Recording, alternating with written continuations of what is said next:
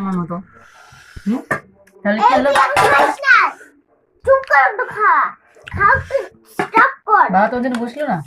হ্যাঁ, বসলো না বলে খাওয়া স্টপ কর, স্টপ কর খাওয়া। বলছি যে স্টপ স্টপ স্টপ।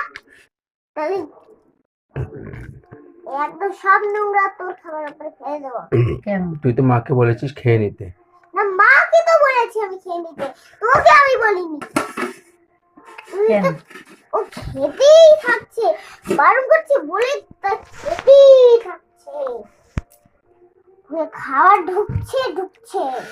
লেখা না হলে তো বলছি খাওয়া বারণ। তাহলে বাবা তো খাওয়া বারণ ছিল না? হ্যাঁ, বাবা তো খেয়ে নিল। এটাই কি বাবা দোষে? এখন কি হবে তাহলে? আগে বলছি না, না তুই এখন হাত দিবি না খাবারের উপরে। হাত দিবি না,